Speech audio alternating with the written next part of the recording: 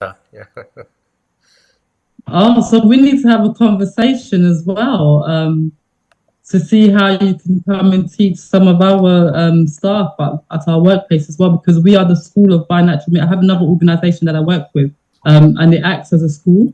So it will be great to see how we can I'm work together on that one as well. I'm always at your service. I'm totally into social service. So full time roaming Uh, around. Yeah. I'll be at your Thank service. you, thank you.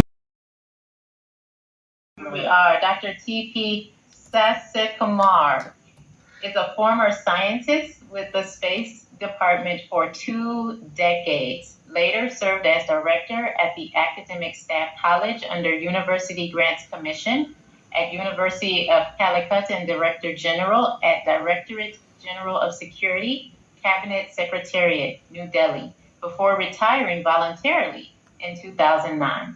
Transitioning to academia, he focused on mentoring youth, emphasizing nation-building skills through innovative educational approaches. His impactful lectures reached over 600,000 teachers and 1 million students nationwide, promoting adaptive learning environments and effective teaching methods. Dr. Sessa Kumar's influence extends to civil service aspirants and educational institutions globally, exemplifying his commitment to holistic education and spiritual enrichment. We welcome our special guest speaker, Dr. T.P. Sasakumar. You are very welcome, sir. Namaskaram. Greetings. I must thank Dr. Shaleen who introduced me to the Litbase Global. And thank you, the president of Litbase, Letitia, who made an excellent, beautiful introduction of the problem. And thank you, Anita, for this opportunity given. And thank you all, my co-participants who are speakers and listening all across the globe. We are here because of the recent incident in Kolkata, that is in the northeast of India. India is a very huge country with approximate 3,000 kilometers of east to west and north to south. I keep traveling all across. Last month I was there in the same city, Calcutta, for a lecture. But I hail from the southwest corner of India, which is a small place. Actually, that place is burning more with more fuel of similar problems, which probably have not caught up the attention of the whole world, because probably death did not happen. I think sometimes living in problems is much worse than ending up life, right? And it's not one, it's more than 300 people complained against sexual harassment in the working place. And the working place is a beautiful place of what we celebrate in cinema halls. And what's happening in the shooting locations is what is being recorded. If the language is called Malayalam, so if you type in Malayalam cinema, I'm sure you will see hundreds of messages. The place is called Kerala, Kerala. The language is called Malayalam, Malayam. And I am from that place, but I stay in the center of India. Channels are almost 24 hours. Hundreds of channels are only talking this. The reason is probably what word is to be used was Dr. Abdul was mentioning. I do counseling. I do talking on students where to study, what to study, and when suggesting them for joining for graduate programs, I ask them, what is your mother doing? What is your father doing? What is your siblings are into? The father is in probably in a Gulf in a job, and the mother, the normal word used is housewife. So I keep asking them, do you want your mother to be called as a housewife? Look at the meaning literally. What does it mean? right? And almost all my videos, maybe hundreds of in the last 3 months, is to correct the youth, calling their mother not as housewife, happy homemaker. See, we don't even realize my mother was a happy homemaker. That's how I keep saying. My mother was, I don't say that mother was unemployed because she was totally busy at home. I think we are all holding great positions in India just because my mother was a great lady. Because in Indian tradition, we first believe Madru Devo Bhava. My God is the mother, or mother is the God. They are equal. That is, the first position is given to mother. And second position is given to father. Pitru Devo Bhava. My father is the second God to me. And the third one is the real teachers, the masters, the mentors. Madru Devo Bhava. Madru means mother. Mother is my God. Pitru Devo Bhava. My father is my second God. And third one is Acharya Devo Bhava, who is a role model for me, is the third God for me. And then only the real God, or what you consider as the deity or the religious practices what we have. So I believe that what is essentially required is our education system must install these behavior patterns and value systems. That is what is lacking. It is not that one incident in the hospital. There are a lot of professional areas in which people are being really harassed. So Kolkata is one of the incident. I'm sure I don't have to talk about it today because everybody knows about it, and that's what we are taking. So ultimately, it is the empowerment. It is making people autonomous by themselves, making them influential, making them assertive, making them resilient, probably to create their own space. And there is a great commission in 2019, almost 5 years back, under a justice, a lady called HEMA, HEMA, HEMA, HEMA Justice Commission, HEMA Commission, which was installed by the state government, and same state government is continuing. And after the submission of the report 5 years, it has been hidden by the political party, hidden by the government. They don't want to make it release. It's only last 19th of August. That means only 10 days back it is released. And then people started with a lot of courage coming back and saying, I am raped, I'm sexually harassed, I'm humiliated. You imagine a place where such an industry is working, there is no ladies' toilet. There is no place for urination. There is no place for sleeping. And you know, the money which is spent is probably 200 crores of rupees. It's a huge amount. One probably a hero is paid equivalent to the budget of a district. That much money is being paid to him. But they don't provide the basic facilities. Do you call this a industry? Do you call this a enjoyment? Do you call this as what is to be given to somebody in this third decade of 21st century? I don't call it as 21st century because it is 100 years. We should not talk about 100 years. We should talk about at least 10 years what is happening around. So I call this world this third decade of 21st century. So we are living in a third decade of 21st century, and we don't have a free on space for each one of them to celebrate themselves, to live themselves, to take charge of their own destiny. My destiny depends on my employer. Imagine a hospital doctor is not having a decision on her own destiny. We are in a glass ceiling where anytime it can break onto our head. There is no voice for anybody. They don't have own power. It is not new to India. India, approximately 12 years back, I remember I just left Delhi, the Prime Minister's office in 2009. After 3 years, it is 2012, Delhi had a great case called the Nirbhaya case. Nirbhaya. That is a landmark case in India. I'm also a lawyer. I've got an LLB, legal background. So I keep following what's happening in the legal field. The Nirbhaya case has a great legacy which made lot of amendment in the Indian law.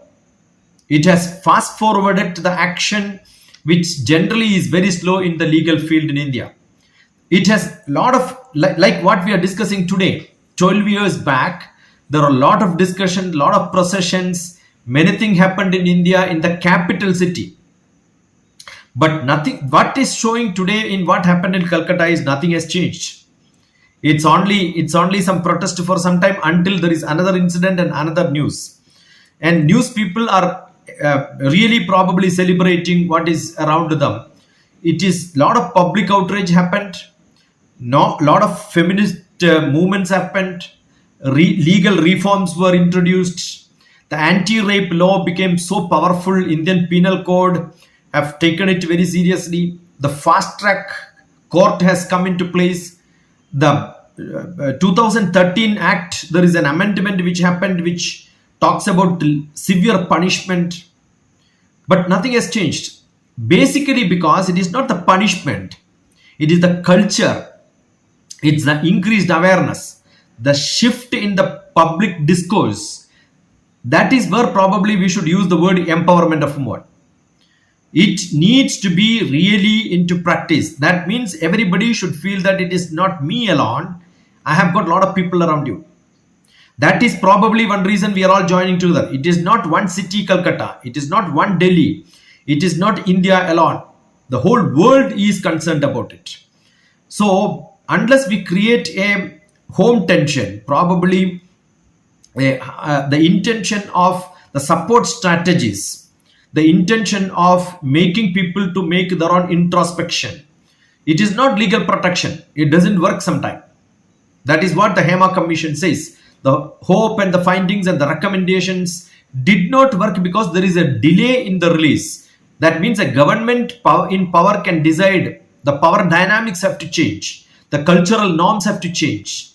The industrial practices have to change. That means we need a global outlook, and the whole world has to take care of what is happening around this.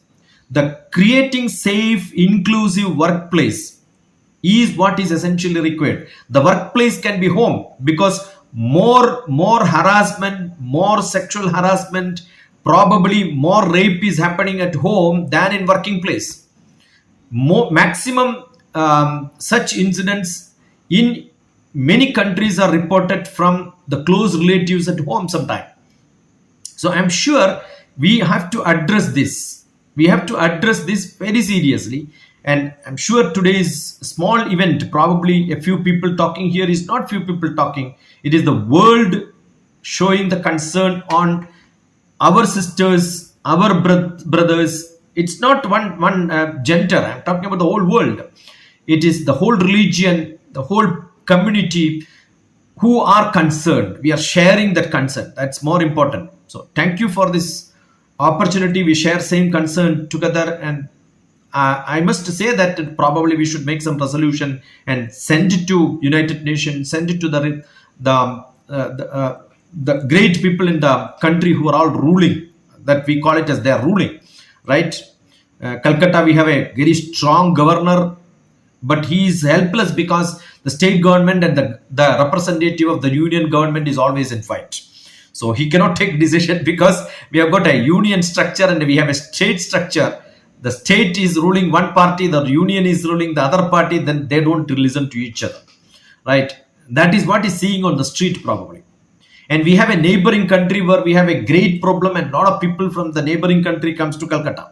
That is another big problem in Calcutta, right? So we have border issues. It's actually burning. I think we should all raise up and then open our eyes and see what's happening around. Thank you for this opportunity. And I don't know whether it's a glad situation or a sad situation. We should talk on such situations. Thank you. Thank you, Dr. T.P. Sasikumar. Thank you so much for your insight. Excellent points that you made initially about having proper value, having ethics. How important is that to know right from wrong, to understand that this is something that is not only personally affecting her and her family, but you and your family, no matter where you are in the world. And you spoke about us being a global impacting society that is inclusive of all people.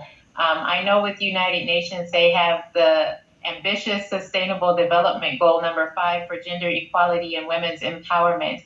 And that is such an important goal for all of us united. Thank you so much for your thoughts. We will definitely get back to you.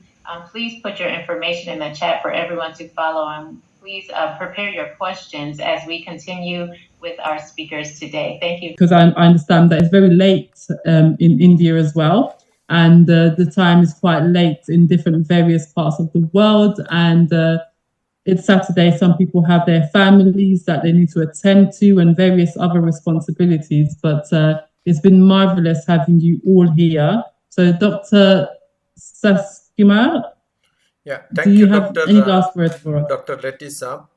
We had a great deal of discussions on various aspects, starting from probably the real incident is explained by Dr. Shalin, and the legal aspects were also told by the advocate. And I think all of us are concerned about it is not giving awareness what action can be in place, right? So it's a great political system in which probably it doesn't work the way which public require, because when power comes they misuse it most of the time, because power is politics, politics is power, right? So what essentially required is we have a great scope for NGOs to work all across the globe, where we need to have probably some counseling sessions and place where people can come with complaints, and we need to have redressal programs.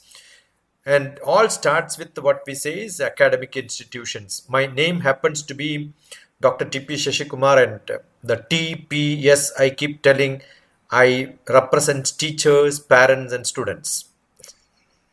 So, this is the people whom the number which you said is probably a few years back, it's more than millions. So every week I go and stay in some schools and talk to them. I don't think the awareness program make people to talk to you the problems. Recently I was there in one of the place where I stayed 1 week, had a lot of interaction with children. They have problems. They're looking for somewhere we can open it up and then speak. Right. So I have seen people open up and then tell the problems only when you give a trust to them, and then spend time to tell them that yes, there is somebody who are ready to help you. That trust building requires some time. So it's not awareness programs. I think it's volunteers who are moving around, staying with them, investing time, understanding their culture, talking their language, make them to feel okay and happy to talk their problems to you. That is really lacking. We have system which is already in place, which is not very good. It's volatile. We have speakers coming and going at different places and giving awareness, but action doesn't happen. So I believe there has to be volunteer organizations who work on the ground, who will invest time. They have time. And what we have to give is, I have got a lot of things from the society. It is my time for me to give it back to the public. So I'm sure there are a lot of volunteers available, but we need a coordination of all of them. So I keep saying it is not Red Cross which we want. In one of the United Nations program I was talking, we need a lot of White Cross programs where we should talk about what is peace and what can be given, right? Probably we need some pink cross where ladies can help ladies. And it is not danger Red Cross always. After the program, what can be done as treatment, right? So we need to have a white cross. We need to have a pink cross all along working for people. That is what my suggestion is. Thank you. Thank you for this opportunity. Wow, that's amazing. Thank you very much for your time. And we're just going to say now we have come to the end.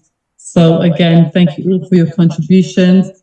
Dr. Raki Sanyal, you were wonderful and you made some great comments there. So I have one question to you, sir. So you are a luminary in the field of education. So I would request one thing, that whether we can approach the Council for Education so that it can be incorporated in the program curricula, and it should not be an awareness program itself, or it should have to have some assessment, that is a regular formative assessment as well as a summative assessment, whether we are getting back, whether we are reaching our outcome based education, that is the moral ethics and empathy imparted together with education. So I would like, we can have some large group discussion, small group discussion, interactive videos as a knows in the Miller's pyramid, that knows, and we can give the children from the from the schools phase wise, junior school, middle school, and senior schools. We can give them some tasks like an objective related some questions and scenarios, and they are going to do it critical thinking, they're going to apply the critical thinking, and they're going to solve out. And then we can go to the next step, that is the shows how, that shows how via role plays and simulation based things teaching. This is the basically teaching learning method and the assessment method. And finally we can go to the real time assessment, whether we are getting our outcome based education. Education can be incorporated, sir. Please help us to do this. The AICT recently had one paper on value education. But what happened is, most of the time, it has again become another academic exercise, meager point of discussion, writing exam and then passing. See, it doesn't work. What exactly required is, we need a change, like an agent should work. So that is what I'm saying. We should create an educators forum in which probably we should have model citizens being called, tell them that what is that they have done for the society. Same Ramakrishna Mutt had a program similar to this, but it did not work so well because everything works with the government support.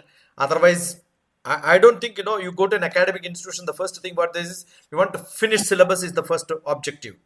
But they don't even spare time. Recently, I was so lucky that I was in Goa. I had spent 5 days full time with me.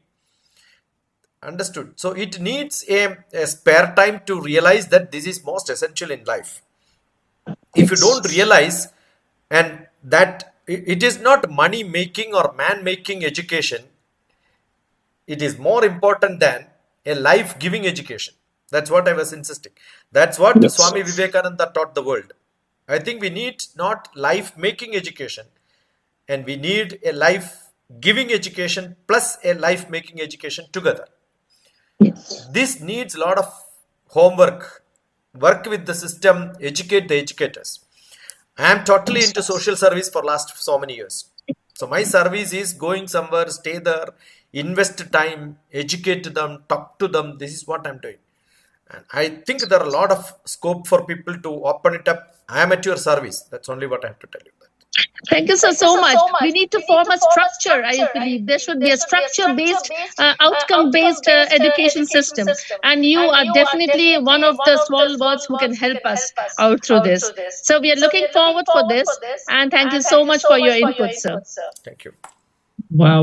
Yeah, no, that is a very, thank you, Dr. Rakia, for bringing that up. And I think what we can do moving forward is perhaps arrange for a meeting to discuss how we can create this life-giving educators platform and really make a big impact. It's one thing having the conversation, and it's another thing taking real action. So yes, I think it's something that we should really do, coming together as humanitarians and creating a platform where people can come in and learn. As we were saying, it's about learning and unlearning certain behaviors, certain habits. This is something that is bigger than just government reforms. It's the public, the individuals, organizations coming together and saying it is our responsibility to shift the way that we think, shift the way that we act. And this is the only way that we can find the real change that we need. first to be the change. And when we have really great educators like yourself, Dr. Saskumar, and also people like Dr. Carey, who I think has left the building, and again, Dr. Rakia Sanyal, and bringing people like yourselves together and creating this platform is really going to be the beginning of the change that we need to see. So yeah, thank you for bringing that up. Let's all just bring ourselves up on the screen. Bring your cameras on. Let's take a group picture. Take a group picture. Leticia, it was excellent discussion today. And thank you so much, Leticia, for giving us the opportunity to come out with our suggestions, views, and points to bring the change. Change is very important. And unlearn, again, learning. That is the main key.